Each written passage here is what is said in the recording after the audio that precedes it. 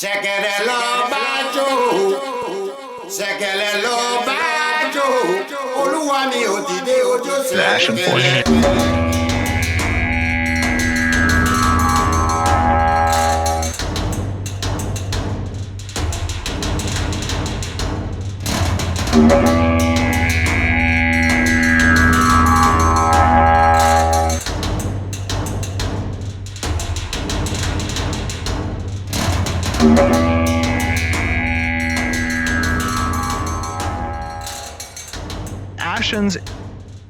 The Ashen Forge.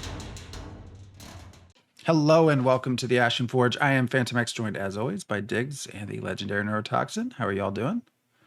Doing great. I'm taking a little break from enjoying the superb owl celebration. I don't know. My neighbors are watching some sports thing, but the owl is superb on this day. It took me a minute to understand what in the hell you were talking about. I was thinking owls. Okay. Well, there are Yes. They're the owls. Harry Potter, there's owls, and Hogwarts Legacy came out. So is he talking about that threw me off there? But I get what you're saying. They definitely do the joke well in What We Do in the Shadows, the superb owl celebration. Yeah. Yes, which I am reminded, actually, this would be our, I think, 2-year anniversary with Steven, or close to, because when we last we have not had Steven? Okay. Well, when we last had him, it was scheduled on Super Bowl, and everyone was very annoyed that he was doing a discussion on Super Bowl Sunday. So I am reminded of that today, but we are here without Steven to talk about Ashes of Creation, and we missed last week, so we actually have quite a bit to kind of talk about. I don't know if anybody has any burning thoughts or ideas. I will start with the Fly Eagles Fly is for the Super Bowl, so I am a football fan. That's fine. I'll watch the end when we finish here, but Jalen Hurts, I'm a big Alabama fan. Jalen Hurts came from Alabama, and Devonta Smith, but anyways. We'll see. I might eat my words here later. That's okay. It happens all the time at work.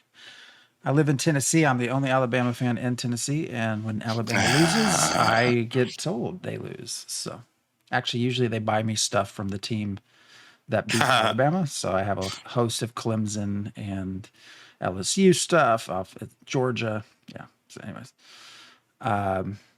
Yeah. So the last live show or live stream was all about tanking. I think there's still some questions left from that. There was also a YouTube question that they did. Probably stuff on the forums. I honestly haven't looked. I think there was a new dev question. So anything and above, anything you want to discuss, or even if what you've been playing besides, I don't know. Well, I'm going to jump in and say I have not been playing, or I don't think I've been on the forums in the last 2 weeks, really. I've been dancing too much, and the big news with my dancing is Friday night I went out dancing, and my pal pushed me out on the dance floor for the body wave contest, which I won.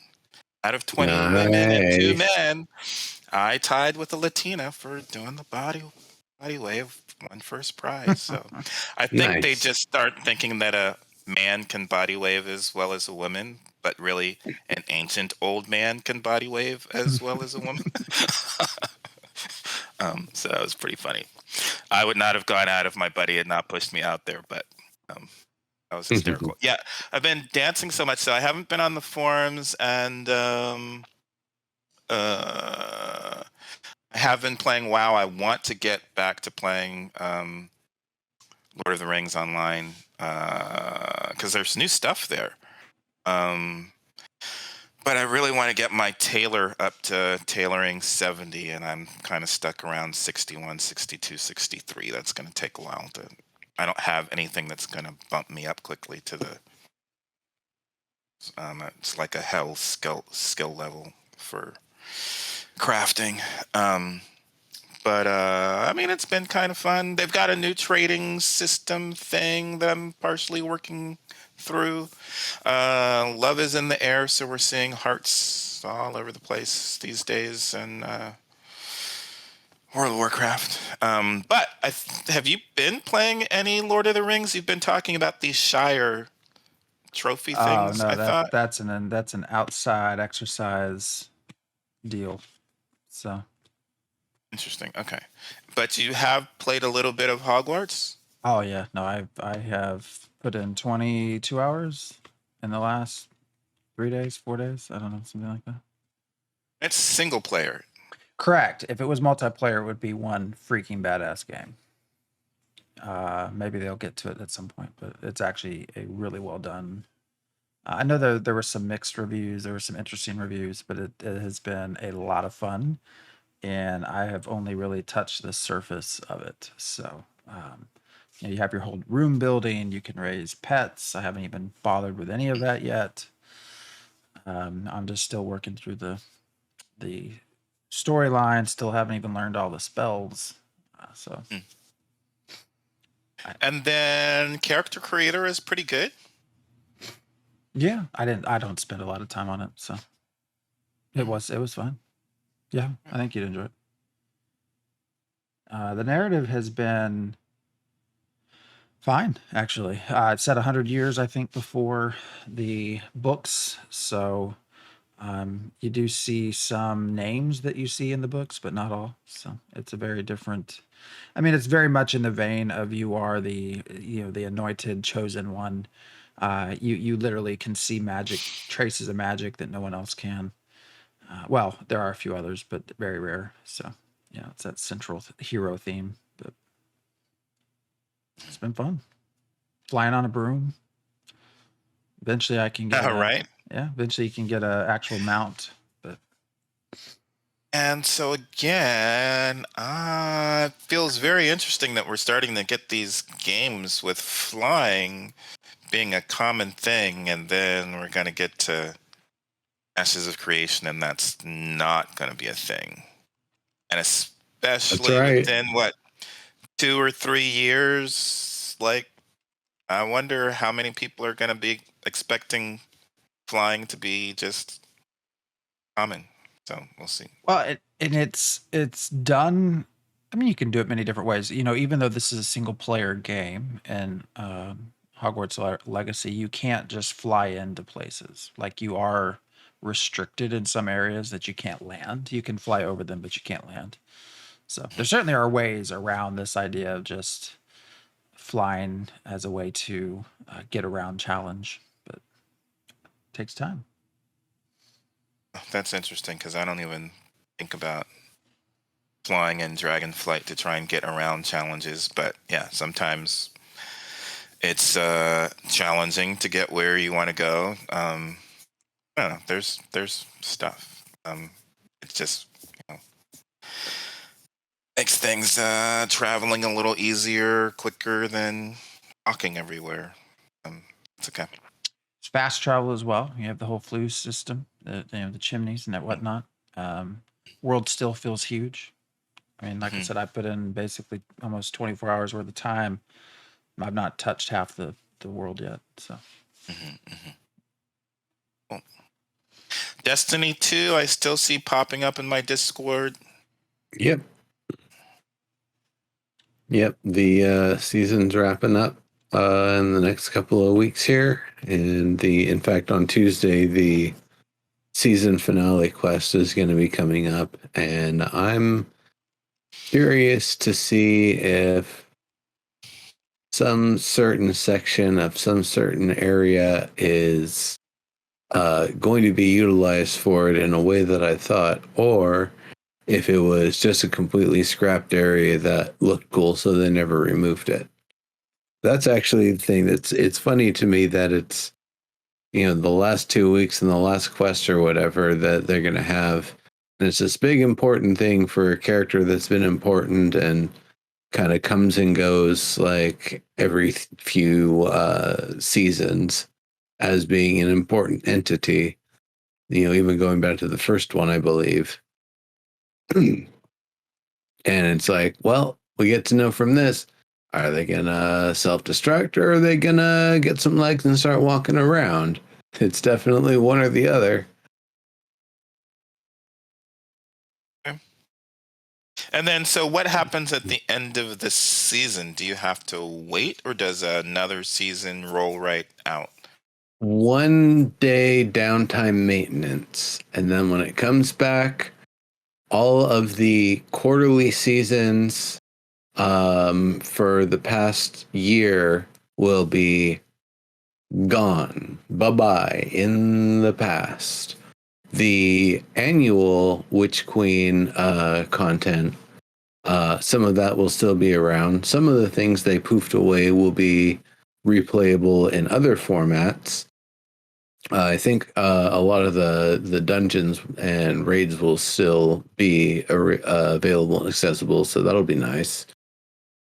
And then the new one will start up immediately. It's both the annual and the first quarterly seasonal that begin at the same time.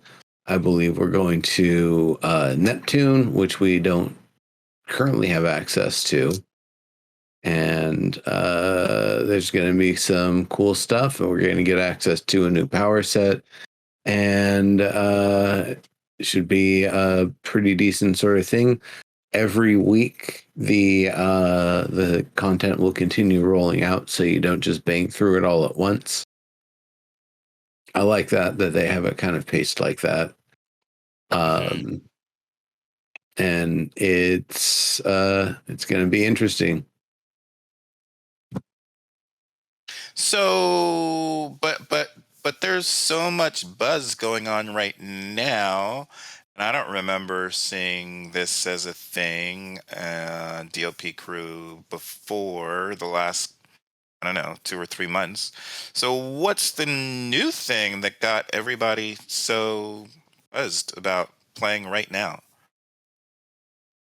We're all playing it now. We've slowly started kind of playing it. Yeah, I mean that's mostly it. But I gotcha. We've mostly been playing it for the past, on and off, 6, 7 months.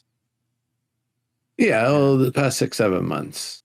Like I don't know how many of the folks kind of played much before that, but yeah, sometimes we'll get on and do little things here and there. Yeah, because it looks like it came out in 2017, and just all of a sudden, fairly recently, DLP crew is playing it a lot. It seems like to me. Yeah. Okay, but it's not so much that there's some new thing that came out with the game itself. It's just, especially with Snipe Hunter being involved, there's more interest. Okay, cool. All right. So I want to just, or go ahead. What were you about to say? I was going to say, I linked in chat there the new aesthetic set, the Songs of the Goddess. And I got to say, that purple and green sort of thing, there's a few different characters and IPs and stuff, like the cartoon Joker, and the Vanu Sovereignty is kind of the one that I'm thinking of, might have been the influence here. It's got that purple, green, purple, teal thing going on throughout the themes for it, for the whole setup.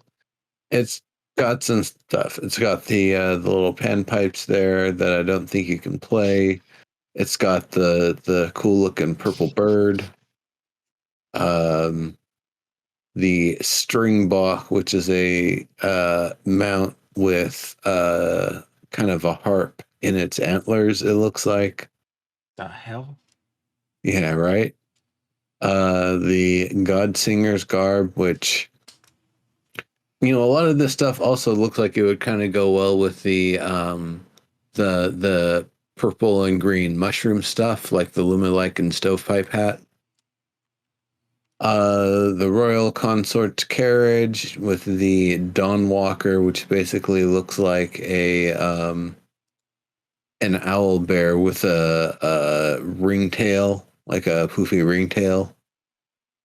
It says it's the Dawnbreaker. It's a wingless Dawnbreaker. Yeah. I mean, and I'm saying it looks like an owl bear with a poofy, like. I gotcha. Raccoon tail. Yeah. The Cheshire owl bear. I mean, Ashes of Creation artists love them some purple and green. Yeah. The I mean, chortle bow, which I like it. It's a tree on top of a house, but I already have my tree on top of a house, and it's a hobbit house. So, as tempted as I am to get this, I already have something that fulfills exactly the same role.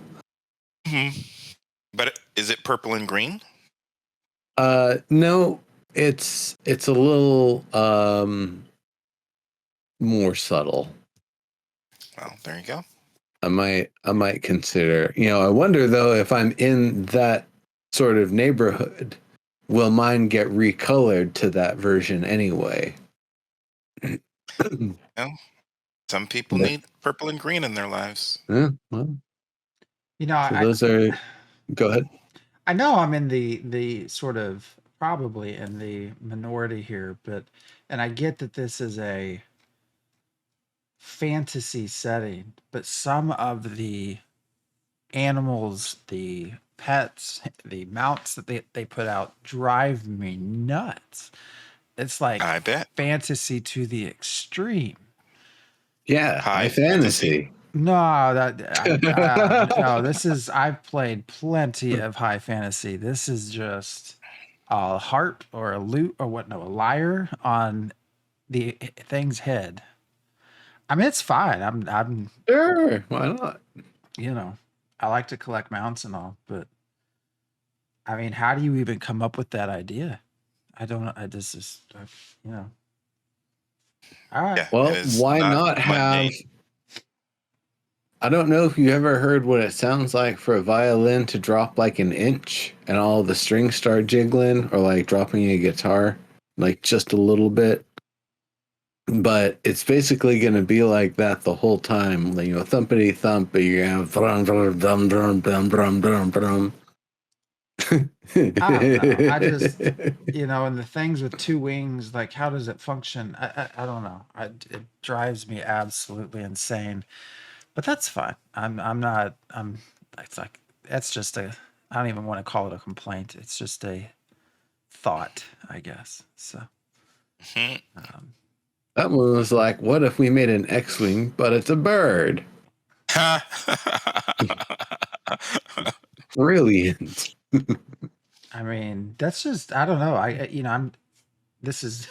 Might sound off or something. I think if I'm going to turn an animal into a musical instrument, I mean, you could just, I don't know, make have a pair of balls that jingle or something. I mean, jangle, jingle. It's just weird, but all right.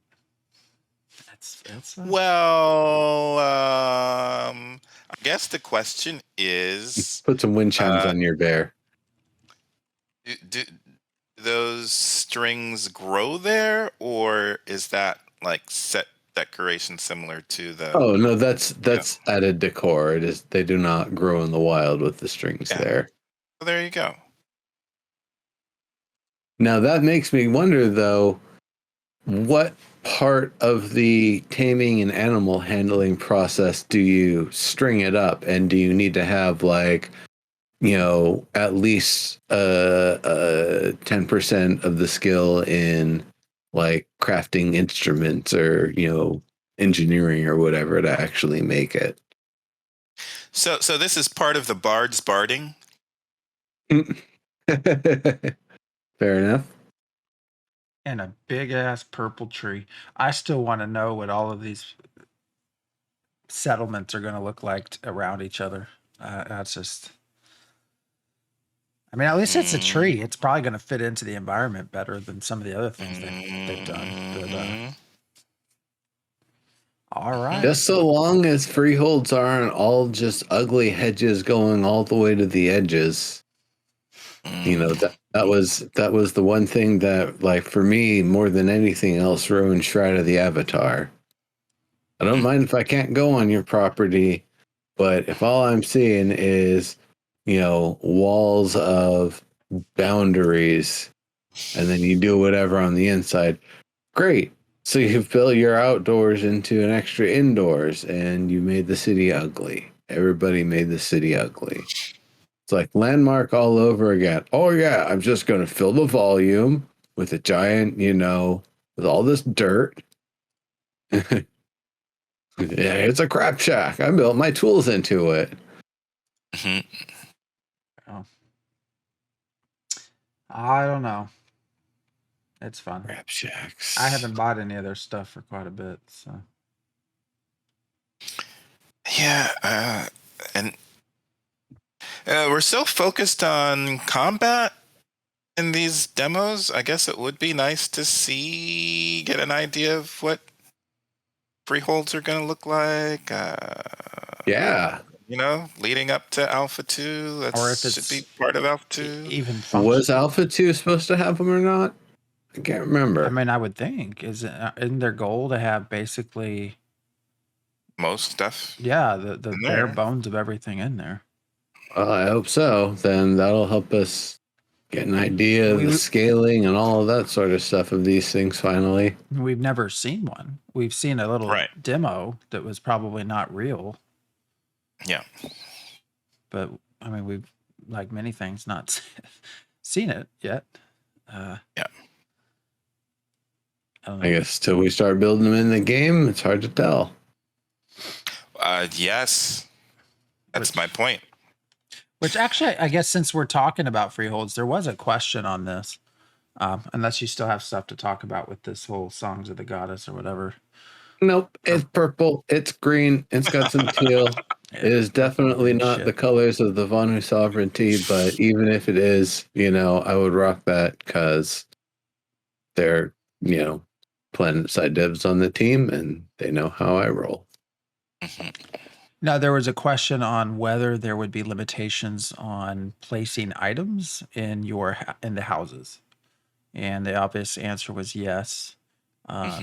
I was part of what I'm curious about is, so there are a few limitations. Some of those limitations are specific to the type of housing that you own.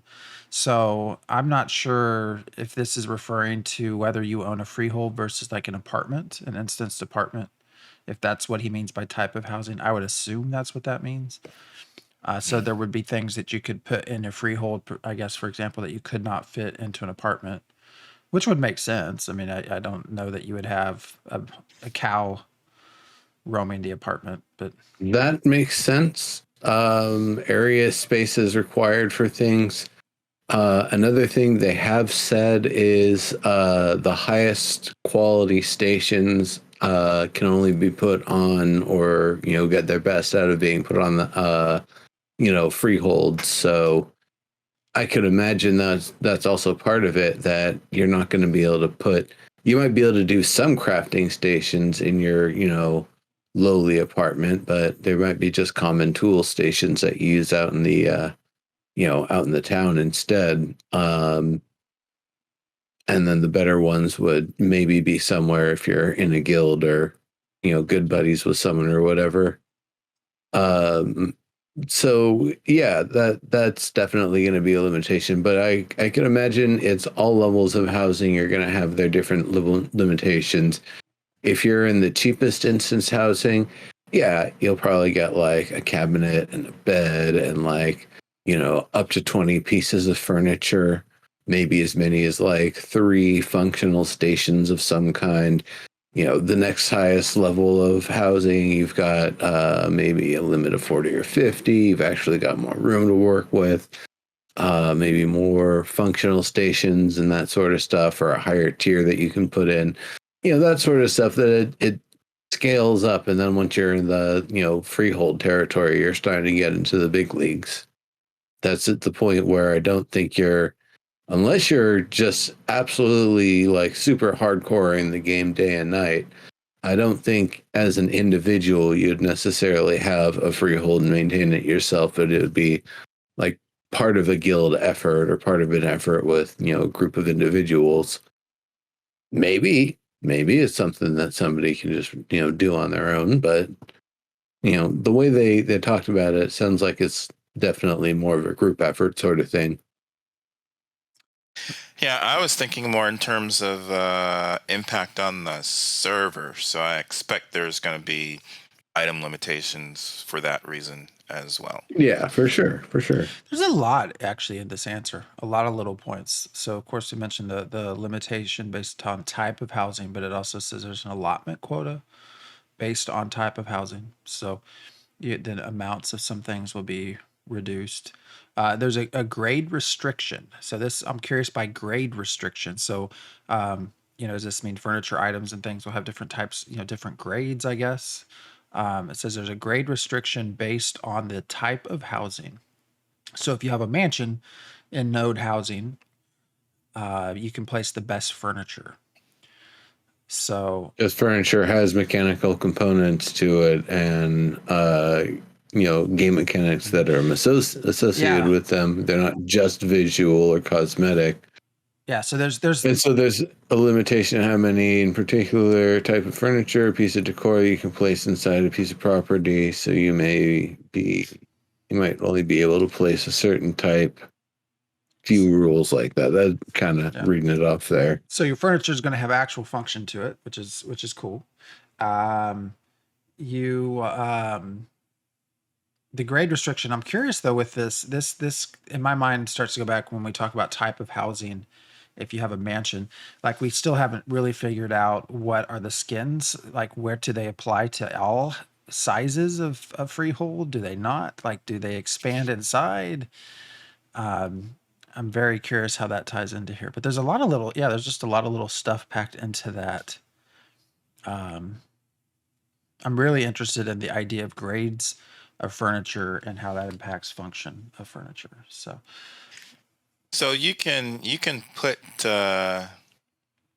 you cannot put let's see how to say this. You cannot put fine china in your crap shack, but you can put, I don't know, peasant furniture in your fancy mansion or palace. It could be that, or it could be that you can put fine china in a crap shack. It only gives you crap shack level, crap shack grade, services out of it. That doesn't give you the full set of bonuses. It's just a lot of interesting stuff in there. I'm curious to see who is able to get the biggest stuff. Is a single player able to get a mansion, as he put it, or what is the effort? I guess your freehold expands with node expansion, though, right? So theoretically, you can just do everything at a small level, and then as the freehold gets bigger or the node gets larger, the freehold does as well. So, Baldrin joining us. I thought for a minute we were back on Theory Forge Wow. Chronicles, which the idea popped in my head with this whole Discord nonsense. Like, oh, should we have a show? Okay.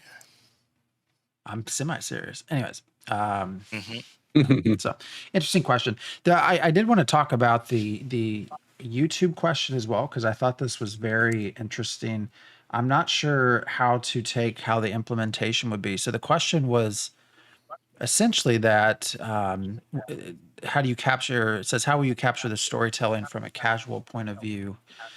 They're basically saying that some games like Star Wars, the Old Republic, had really great trailers, and sort of how are they going to do this? And of course, Steven said, well, we aren't made of money. But they passed this idea of, I think what he called it was memory fragments. So you will have these periods of your character's story that will be captured in memory fragments that you can go back and revisit, and it will be in-game sort of footage, which I thought was very interesting.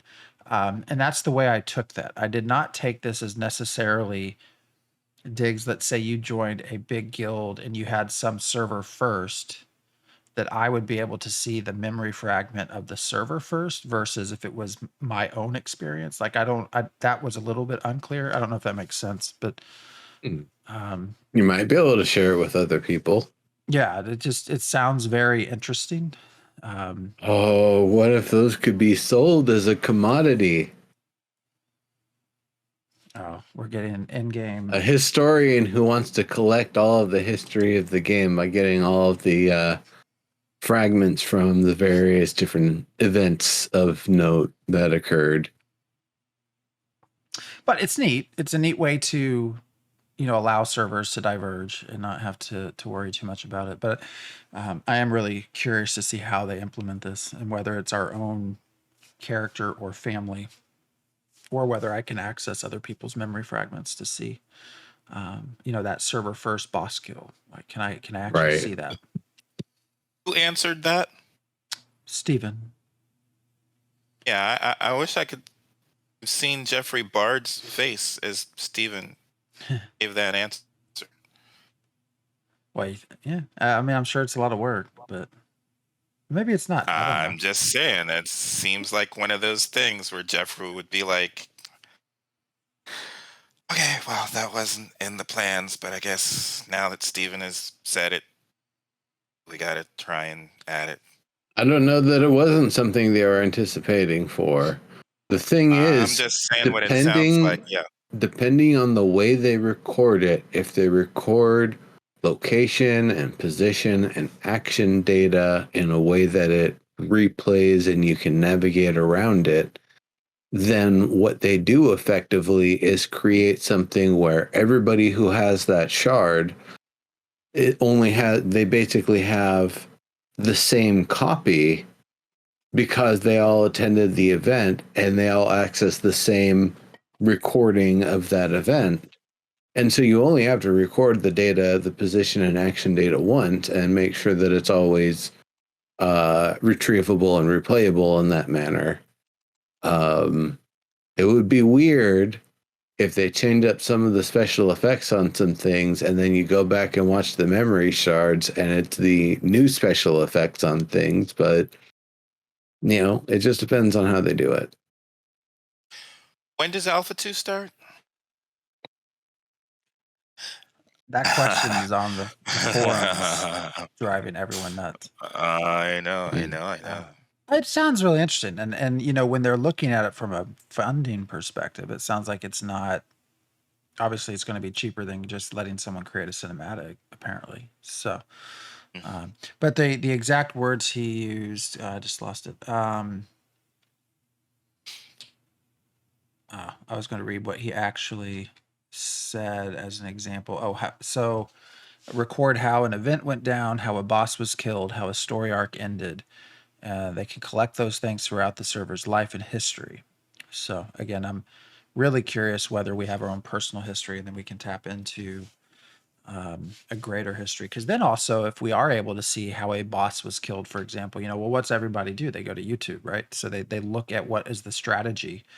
And so now if you're able just to access these through memory fragments, do you have your own in-game version of sort of a boss cheats or something? I don't know, some way to see how everyone else is doing it, which would be an even further interesting discussion, considering this is a PvP game and there will be guilds competing against each other.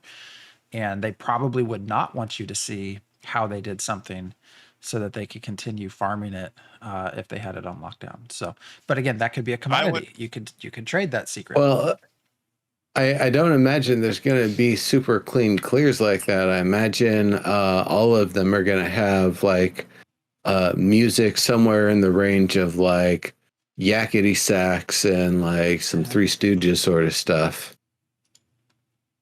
Well, and I would expect it's just going to be the very end of a battle. It's not going to be like a whole 30-minute, 40-minute, 1 hour memory fragment. It's maybe. I'm just saying what it's unlikely to be. It's unlikely to be anything that's going to give you a walkthrough. It's probably just going to be the last 30 seconds or so of taking down that if boss. It's something where like a castle is being busted down like one wall at a time, I would imagine it's going to record the whole thing. It's not just going to get the end of it, because you're going to want to see when each of the major events occurred. They're going to want you to see the very last big major event, not all the milestones leading up to it, most likely. Fair enough. Because you're saying the cinematic event that will occur, the world-changing event, the animation and all that plays when you win the battle is the thing that you want in the memory fragment, not the conduct of getting to that point. Yeah, who did it? Fair enough. These people. That's what I'm expecting, but we'll see.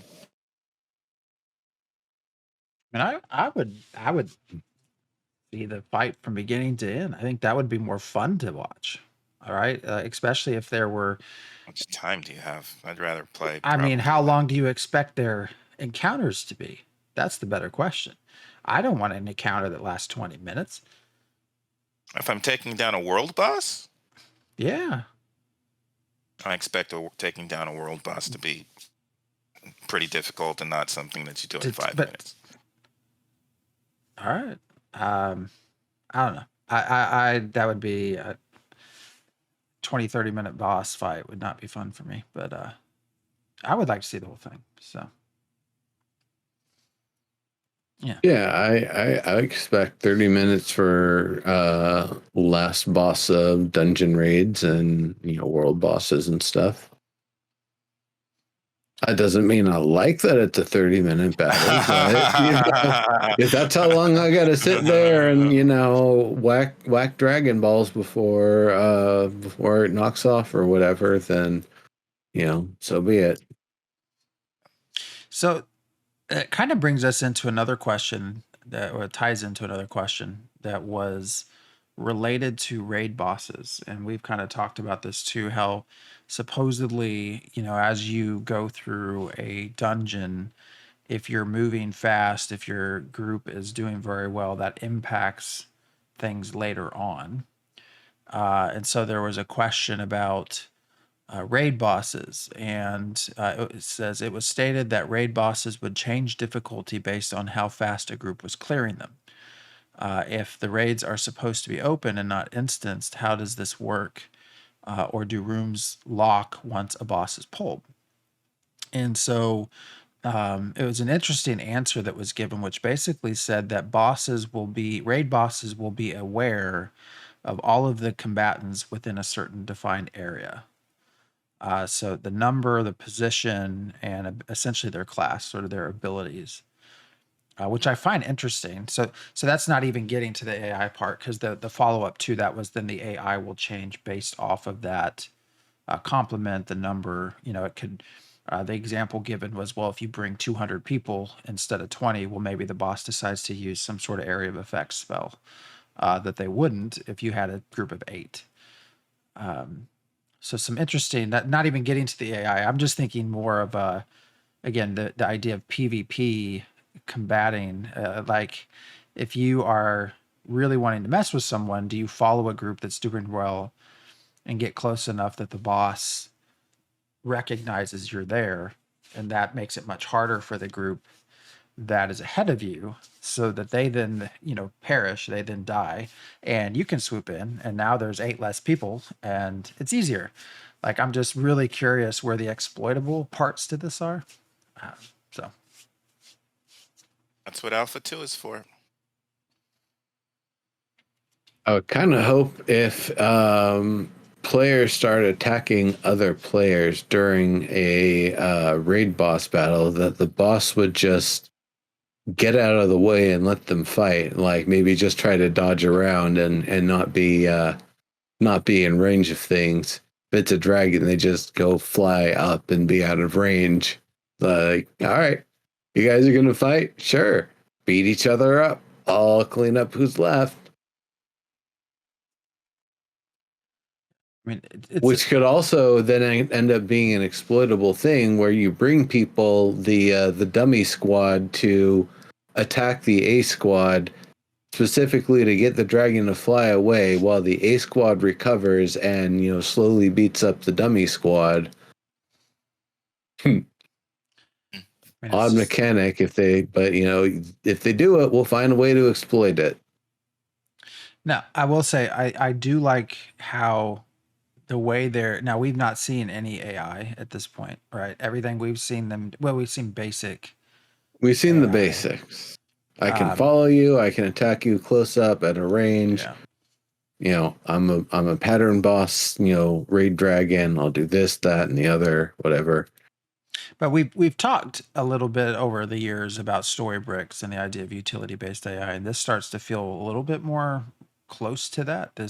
I do like this idea of mobs being able to change their approach based off group makeup and group size, because that is something I think will be, if it's able to be done correctly so that it's not entirely predictable, I think will be a very good change to the genre. So Yeah, it's supposed You mean to. enemy tanks actually tanking and using Aegis and having the ones behind it getting protected? actually being smart. Enemies healing the tank? Oh my goodness. What the heck? They're not supposed to be able to Holy Trinity. Well, yeah, more importantly, it has been said in the past that raids and dungeons will change tactics session to session. So it won't be the same as going in and having the exact same makeup of mini bosses and all that stuff, or whatever their minions are. And it's not like you're going to go back in and repeat the exact same tactics that you used the last time. That's supposed to be the approach. And that sounds like one way that they're going to help do this is that, even if you bring, right, it might be one way if you're just with your own group, but if you're with a different group, then that's going to change how that battle goes or how the AI is reacting to you. So, although the answer, I also have to wonder, how many times do we get to kick a boss's ass before it stops spawning and maybe it gets replaced or the dungeon collapses? or different stuff is in there. Yeah, because that's one of those other things that I was kind of hoping to see a little bit more of in this, and that's kind of like the idea of perhaps, to be a little bit more true to the meow. When you beat a boss, it might get replaced, but it's not by that same boss. It's going to be someone or something else. And so you don't just get to use the same tactics because it is a different entity. I don't know if they're going to do that with this. After watching that combat video, or the tanking one that they did last, the way they were talking about how the enemies are farmable and, here's how you fight this, and this is, this enemy drops that sort of stuff. That doesn't feel like I'm, making progress through my deeds and actions. That feels like I'm just playing a theme park and doing theme park activities. So, I know there's going to be stuff that has to be, able to cater to people who want to be able to get a certain sort of look or whatever. But, I still like the idea of you kill the things and get like, bits and pieces that you can reassemble into a blueprint for how you can make it. And then you can actually make it. That seems a little bit more, utilizing the economy and the mechanics of the game and making things fun and interesting in that way, instead of, oh yeah, this guy will drop it, let's kick his ghost balls in. I don't know why I keep going to balls today, but that's just what it is. Yep, Fippy Dark Paws still there. Yep. Every day. Fippy. Yeah, and they're there until the tier changes or until some world changing event sweeps them away. Those are the two main things that I think will, adjust the circumstances of an area if you don't otherwise have an ability to complete and clear it. Or forever, day after day after day. although again, it's one of these things. They ended that question with, we haven't shown anything because we're not ready to. So, knowing that Storybricks never went beyond theory, it's like, okay, how far along is this? Because then he also still says behavioral tree. So it's like, okay, is this sort of modified something in between? And to go back to what you said, Diggs, actually It sounds, the answer he gave sounds as if you bring the same group the second time, it's going to be the same way the second time. It's only going to be different if the makeup's different, which I'm sure is not the case. But which If drives there's extra people. it drives me nuts a little bit, because one of the things that I grew to dislike about World of Warcraft, one of my favorite downtime activities was to go back to a lot of the lower level dungeons and farm for either enchanting materials, or some of them had, very, very, very rare mounts. And just go back to those and just, run it. And gosh, with a mage, I could get some of them down to like 5-minute runs, just trying to get this mount. And now you can't really do that as easily because everything's scaling to level. So. Which sounds similar to here. The boss would scale to your ability and level. So, which raises questions beyond just even complement and number, but what about level difference? So, can you conceivably have a group of 20s do the same content as a group of 40s, but it's but the difficulty's different because of the group makeup being different? That would be a very interesting way to not have content that eventually doesn't get used because people out. I think it would be the inverse, actually. No, you'd be in a tier 2 area, and you'd be fighting stuff that level 20s would be fighting. You'd be in a tier 4 area and fighting things that level 40s would be fighting. Or however they're gonna, break things up and subdivide it. But that's approximately how it's intended to be right now, if I'm not mistaken. So 40s going into a tier 2 area to play content. Yeah, I could see that scaling up. And instead of it necessarily being like huge chunks of, HP increase and defense increase and damage output increase, it could be completely different sorts of like utility challenges. All enemies explode in a pool of fire that you've got to get away from. They do a lot more CC effects that they didn't do before. They do other things that they, never ever actually do if you're only coming into level 20s, like throwing a lot more debuffs and messy stuff at you. It reminds me of somebody telling me of their little D&D horror story.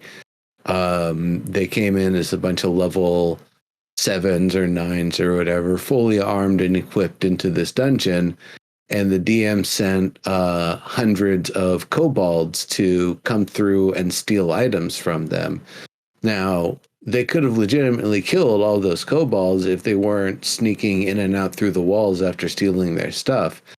So after a little while of that, they basically had what they were holding in their hands and what they were wearing on their body and little else. It's like, well, crap, us tough adventurers, we just got, completely screwed there. That's the sort of stuff I could see. They weren't necessarily a high level enemy.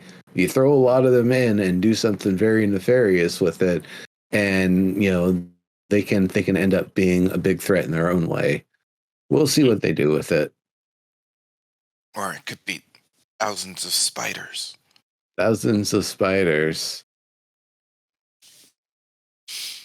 Well, there was a whole bunch of questions on tanking, since that was the what we saw. One of them I thought was an interesting question. It says the person wanted to know, how will off tanks remain useful in raids or dungeons when they don't need to tank for a specific fight? And the answer was basically, there'll be use for them, but I don't know. I don't like the idea of an off tank. Like, shouldn't the tank be the tank, right? Couldn't a mage be a mage? Why do you need multiple mages? Why do you need multiple fighters? Well, I'm just saying, if everything's going well, why do you plan for having an off tank? I guess there could be. Why do you need multiple? Why do you need multiple healers? There's 3 reasons I can think of. One is there's something that the enemies you're fighting will do that you expect will CC and de-aggro the tank. And so you need an off tank there that's going to be able to grab that, which will be, somebody who's able to take a lot of blows and be on the front line and, get the enemy's attention. The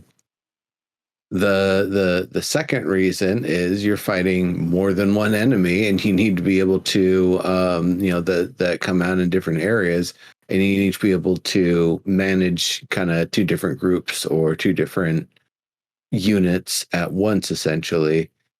And suppose the third one is if your tank sucks and they need help. Sorry. That's what comes to my mind is why do you need an off tank? Well, because your tank isn't very good. But I can see there are instances where the encounter might need that. So, or the players might want to play that. Yeah, that was actually a role that I did with in Vanilla WoW with my shaman. I had all the resist pretty full up, so pretty high on the defense, the Tauren HP, and all of that sort of stuff. I would be able to kind of sixth tank for one of the encounters where the other 5 tanks would sometimes die. And then there was one in one of the other ones where I just, because I could jack my elemental resist so high and then use something on the tree to get another plus 15% off. I was just, elemental tank. So I would just run into the enemy and, Earth Shock and Earth Biter, whack, whack, whack, whack, whack. All right, everybody hit him. Yeah, it's fun to be able to tank as a non-tank because the only, other than some of the features that tanks have specifically to help defend and protect other people, there's plenty of things other classes can do to manage a tank role. Everybody can wear heavy armor too. So if you're just, going to the front lines to bang, it's like, I got a wand and heavy armor. Deal with it. There was also a question about whether or not they have considered renaming the tank archetype. That was interesting. What would you rename it to? Guardian. Yeah. Invert Guardian and tank. If you go Guardian, you're a tank. Otherwise, Guardian would be the... But then you're a tank. Well, yeah. If you're a Guardian, you're a tank. And the answer to that was, yes, they have talked about it. But at this point, they feel like, tank is a very clear communicator of what the archetype is based off of, historical MMORPGs and what everyone expects from the Holy Trinity. So not gonna change it. Double down on the statement I had from the last one. Now I'm intentionally going to roll a tank and go with poison damage and call myself a septic tank. A septic tank. All right.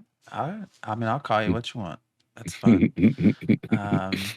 Gosh, I'm trying to think what else, if there's anything interesting in the 5 minutes or so we have here. There was a lot of questions on, like, here's one on whether somebody asked whether they could be unkillable, meaning that they had a fantasy of having a ridiculously large health pool at the cost of other attributes. And essentially, Steven said, well, we want you to have a lot of player agency. So, I mean, if that's your goal, then you can try to stack, items that increase your constitution or skills or that whatnot, which I don't know. I don't know why you'd want to. I'm really curious. Someone with high hit points but low armor or avoidance, how long they would last. I'm just kind of rolling through these. Is there anything else y'all want to talk about? No, I think if you had one, Diggs, go for it. But otherwise, there was that last one that was going to be first. Oh, that was the memory fragments. We talked about that. Yeah. Okay. There is one I want to mention really quick because I know you have to leave on a certain time. There was a question about keeping tanks viable in PvP engagements, and part of the answer was interesting because they talked that Steven said they're looking at how do they design things like taunts that you would typically think are PvE based, but how can they design them to also have a PvP function so that you don't get stuck with a character that, you know, half their abilities are just not usable, which I think is interesting, using this idea of taunts. Because am I not correct here in that I'm pretty sure they said we can't apply status effects. Is that on other is that only on like because this has come up with the gathering question, you know, killing gatherers, and there was a response that you can't stun them. You know, you can't apply a status effect. Now, I'm assuming that's only to people who are not flagged, and that if you're flagged, you can taunt. Is that making sense? Yeah. Yeah. So, yeah, we'll see how it works. Once again, like we had talked about, we don't know if the tank abilities we saw replace the old ones or if we still have the old ones. Because if we still have the old ones, then the combination of the two is completely viable for PvP. yeah. Well, And if we have the weapon abilities too, you know, that's even more. Well, Nero has to get to a raid, so we are, I think, at the end of time. I don't know if anybody has anything else to say today. We will be back next week. I don't believe I'm going to have anything come up. Of course, it's hard to predict with two little kids running around. So, we had a bonfire last Sunday. This is why I could not make the show. So, all right, everyone, thank you for joining us. I hope you all have a great week, and we will be back here next Sunday with some more Ashes of Creation. And check out Hogwarts Legacy. It is a very good game. Later.